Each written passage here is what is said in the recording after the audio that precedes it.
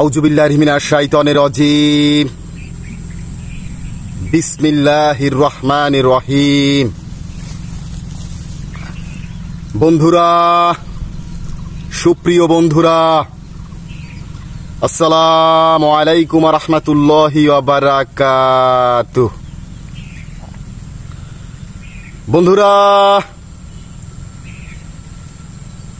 আশা করি আল্লাহর অশেষ রহমতে আপনারা সবাই ভালো আছেন। আপনারা যে যেখান থেকে আজকে আমার এই ভিডিওটা উপভোগ করছেন, প্লিজ আপনাদের কাছে অনুরোধ, ভিডিওটি না টেনে পুরোপুরি ভিডিওটা একটু দেখবেন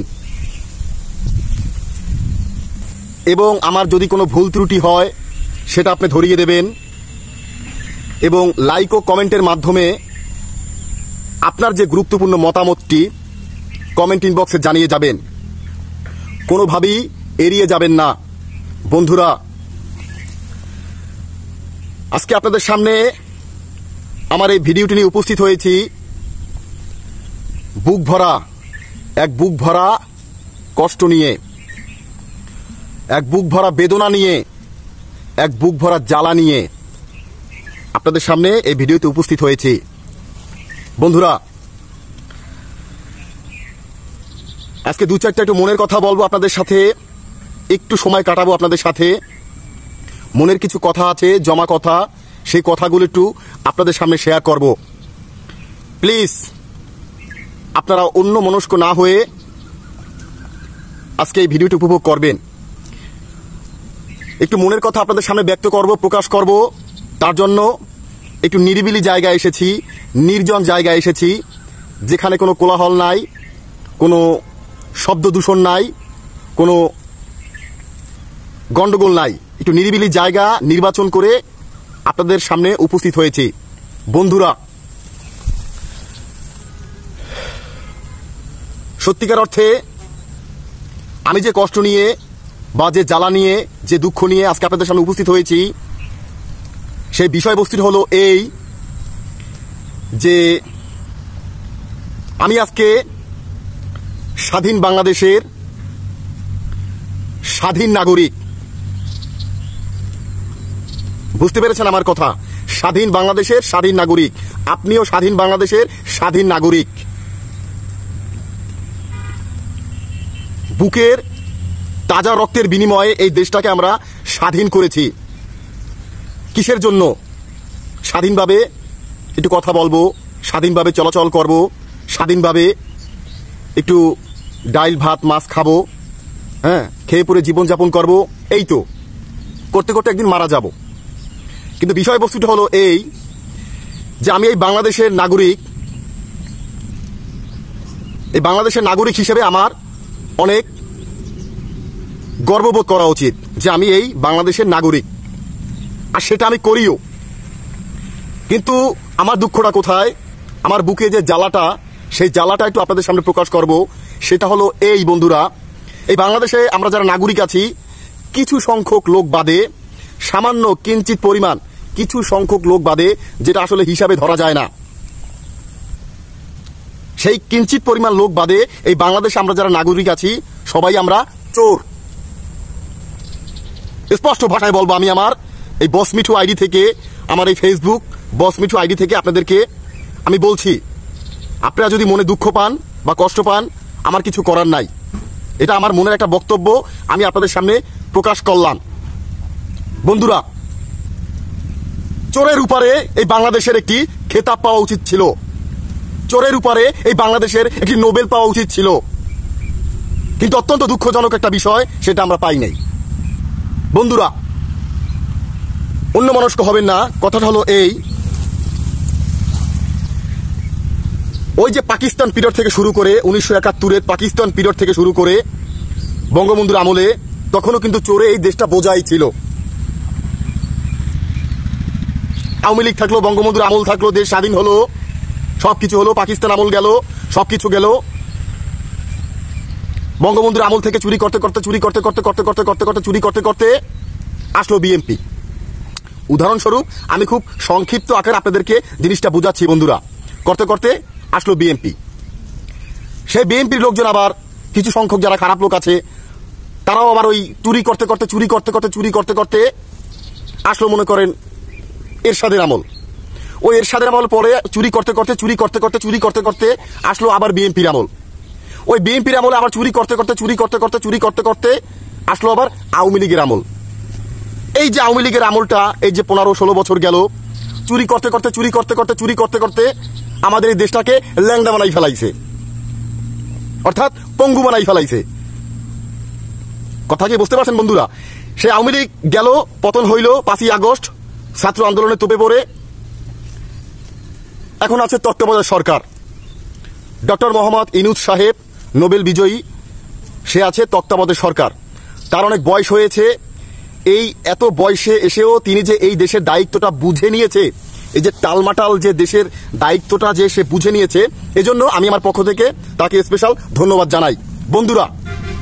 কারণ এরকম একটা টালমাটাল দেশে একটি মানে কি বলবো চুরি চামারি করে যাওয়ার পরে এই দেশে কিছু নাই, সেরকম একটি মানে কি বলবো খালি কলস হাতে নিয়ে সে এই দেশটাকে পরিচালনা করছে। কিন্তু বিষয়বস্তুটা হচ্ছে এখন চোরের তৎপরতা আরো বেড়েছে। অর্থাৎ আমি বুঝাতে চাই বর্তমান যে সিচুয়েশনটা, মানে আপনার সামনে চোর, আপনার পিছনে চোর, আপনার ডাইনে চোর, আপনার বামে চোর, আপনার উপরে চোর, নিচে চোর, হ্যাঁ, মার্কেটিং এ চোর, নগদে চোর, বিকাশে চোর, ঘরে চোর, বাইরে চোর, রাজনৈতিক লেভেলে চোর, সব জায়গা চোর, মানে চোরের একটা আতুর ঘর। সব জায়গায় চুরি আর চুরি, চোর। চুরি ছাড়া, এমনকি আমিও আপনিও XYZ কারো নাম বললাম না, চুরি ছাড়া আমরা মনে হয় আসলে কিছুই বুঝি না। বন্ধুরা আমার কথায় কেউ কিছু মনে করবেন না, আমি কোনো দল করি না, আমি গরিব মানুষ, দিন আনি দিন খাই, টোটো কোম্পানি ম্যানেজার। আমার চোখে অনেক কিছু পড়ে। বর্তমানে এত পরিমাণ চোরের তৎপরতা বেড়েছে যেটা আসলে ভাষায় প্রকাশ করার মতো না। আপনারা তো দেখেছেন, খবরে দেখেছেন, মিডিয়ায় দেখছেন, পত্রিকায় দেখছেন যে রাস্তাঘাটে দিনের বেলা মানুষ কুপিয়ে হত্যা করে, 15-16 জন মিলে একটা নারীকে ধর্ষণ করে, 12 বছরের একটি শিশুকে ধর্ষণ করে। এরকম ঘটনা এই বাংলাদেশে বিদ্যমান বর্তমান প্রেক্ষাপটে। কারণ কি? কিসের জন্য স্বাধীন বাংলাদেশে এত চুরি চামারি, এত তৎপরতা, এত রাহাজানি, কিসের কারণে? আসলে সত্যিকার অর্থে আমরা বাঙালিরা মূলত ভালো না, আমাদের গোড়ায় গন্ডগোল, আমাদের মনে হয় রক্তে কোনো সমস্যা আছে। আরে ভাই, একটা মানুষের বেঁচে থাকতে হলে কত টাকা প্রয়োজন, কত টাকা প্রয়োজন একটা মানুষের সুখী শান্তভাবে জীবনযাপন করতে হলে। আজকে বেঁচে আছি, শ্বাস নিঃশ্বাস নিচ্ছি, কথা বলছি, কালকে মারা যাব, আমার খেলা শেষ। আমাকে তো একজন সৃষ্টি করেছে, আমাকে মহান আল্লাহ তাআলা সৃষ্টি করেছে। তা আমাকে যদি সে সৃষ্টি করে, মৃত্যুর পরে তো আমার তো জবাবদিহিতা আছে, আমার তো কৈফিয়ত আছে। আমি হারাম খাইলাম না হালাল খাইলাম নাকি অসৎ পথে ইনকাম করলাম, এগুলো তো ভাই আমাদের পর্যবেক্ষণ করে চলতে হবে। আমরা যদি কারো টাকা পয়সা রাস্তায় পড়ে পাই, ওটা মনে করি আমার নিজের, আমরা বাঙালিদের কথা বলছি। আমরা যদি কোনো ফাঁক পাই, একটা মানুষের ক্ষতি করি। একটা মানুষের যদি দেখি যে একটা ব্যাগের ভিতরে 2-4-5 লাখ টাকা নিয়ে সে একটা ব্যাগের ভিতরে রাস্তা দিয়ে চলে যাচ্ছে, তখন তার ক্ষতি করি, তখন তার হাত থেকে টাকা, তাকে মার্ডার করে টাকা ছিনিয়ে নিই, হাতে সোনা থাকলে সোনা ছিনিয়ে নিই। কারণ কি? এই যারা চুরি চামারি করে, যারা ছিনতাই করে, যারা ডাকাতি করে, যারা নারী নির্যাতন করে, যারা এই দেশটাকে মানে পঙ্গু করছেন, এই দেশটাকে যারা জ্বালিয়ে পুড়িয়ে শেষ করার টার্গেট নিচ্ছেন, তাদেরকে উদ্দেশ্য করে বলি যে আসলে আপনাদের কত টাকা প্রয়োজন বেঁচে থাকতে হলে, সুখী শান্তভাবে জীবনযাপন করতে হলে? কেন এই দেশটাকে আপনারা পঙ্গু বানাবেন? আমাদের উচিত কি আমরা আমাদের নিজ নিজ জায়গা থেকে এই দেশটাকে আমরা সামনের দিকে এগিয়ে নিয়ে যাব, সহযোগিতা করব। বর্তমানে যারা দায়িত্বে আছে তাদেরকে সহযোগিতা করব। ইলেকশন এখন হোক, পরে হোক, 2-4 মাস পরে হোক, হবে তো একদিন। যে সরকার আসবে, আমরা জনগণ, সাধারণ জনগণ যাকে আমরা চয়েস করে সঠিক ভোটের মাধ্যমে নির্বাচিত করব, সে হবে এদেশের সরকার। কিন্তু এখন যদি চুরি চামারি করে, হ্যাঁ, ডাকাতি করে, নির্যাতন করে এই দেশটাকে যদি এভাবে রসাতলে নিয়ে যায়, বন্ধুরা আসলে এটা আমার চোখে ভালো লাগছে না।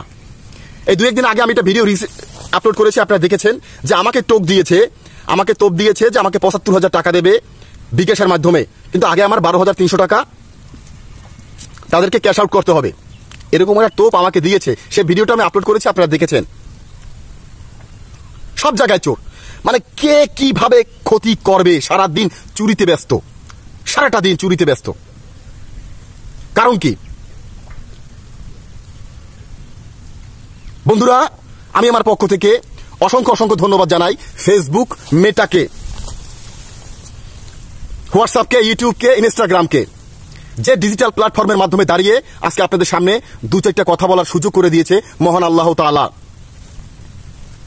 দেখেন আমার দরকার কি এই যে ডিজিটাল প্ল্যাটফর্মে এসে কথা বলার, এত আমার দরকার কি, কিসের জন্য? আমি তো কথা না বললেও পারতাম, আপনাদের সামনে। আমার দরকার কি? এখন আপনারা ভাবতে পারেন যে ভাইরাল হওয়ার জন্য। আরে ভাই, ভাইরাল টাইরাল না। এই ফেসবুক ডিজিটাল প্ল্যাটফর্মে সবাই টাকা ইনকাম করতে আসে না, সবাই অর্থের লোভে আসে না।